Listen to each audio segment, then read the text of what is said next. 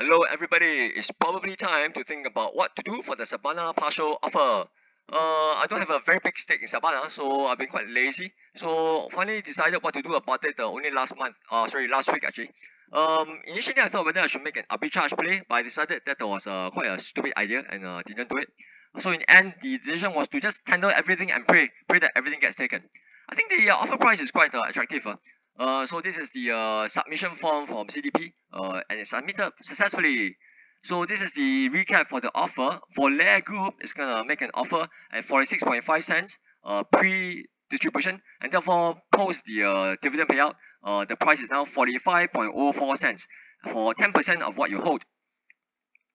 So initially I thought whether or not I should buy at 42.5 cents and then tender everything and hopefully get everything accepted. But I thought in the end that's not a very smart idea. In fact, it's quite stupid I think.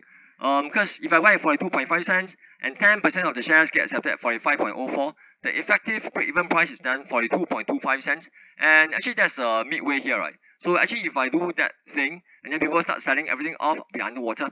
And I think more importantly, I don't think it's very attractive to buy Sabana shares at even this price, 42.25 cents.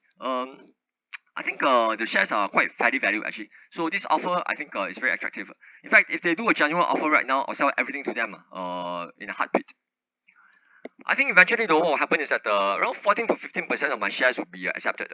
So the reason why is because you have 100% of the shares, right? And 20% is held by ESR group, and 10% I think in general is held by people who are just bochap, blood cocks, don't know what's gonna happen, don't know what's happening, and therefore will do nothing. So eventually only 70% of the people will accept, and therefore if Volair group wants 10% of the shares, so 10 divided by 70 will be 14 to 15%, right? So I think 14 to 15% of my shares will be accepted, I think. So that I think is the eventual outcome. Of course, it's quite hard to say if Quartz and Black Crane is going to accept the offer.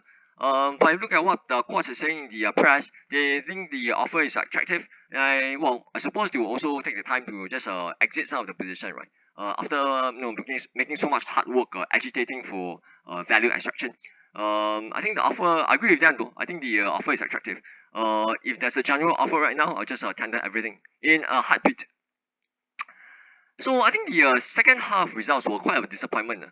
If you look at the first half 22 results, it was a blowout result, right? DPU 1.59 cents. But this is with MPI margin of 60%, right? So if you take MPI divided by the revenue, you get 60%. So this is the MPI margin. By the time we get to second half of 22, MPI margin has collapsed to 52.4%. So therefore, the DPU went down to just 1.46 cents. Total year dividend was 3.05 cents. I think people were expecting a much bigger number for this one. So I think the second half number was a bit of a disappointment. I think the main cause for the MPI margin squeeze is the rise in utility prices. I suppose there are fixed tariff contracts have expired and therefore the new contracts wrote in with a much higher price. So therefore there's an MPI margin from higher electricity prices. There's a bit of seasonality. If you look at the second half numbers, second half of 21 was at 54%, and at the first half of 21 was 65%. So you see the first half MPI margins is higher than the second half margins, right? I'm not sure why though. There's some seasonality at stake, I think. But look at the full year MPI margins. 22 was at full year 22 was at 56%, and full year 21 was at 63%. So a 7% compression in the MPI margin pretty much eroded all the gains from the top line rental reversions. So unfortunately, the DPU came in flat for the year at 3.05%. So if you think about what's going to happen, and the effect of higher utility prices kick in for the full year next year, and this year DPU is 3 cents, right? So you have some rental reversion uplifts, I suppose, but that will be negated by the MPI margin squeeze. So DPU will probably be slightly lower than 3 cents, at best higher a bit. But then there will be some impact from the higher interest rates on the debts as well, right? Because only 70 to 80% of the debt is fixed. So there's some downside as well. So full year for next year will probably be around 2.8 to 3 cents, I suppose. Then the yield for this fella is just 6.6 to 7% of a price of 42.5 cents.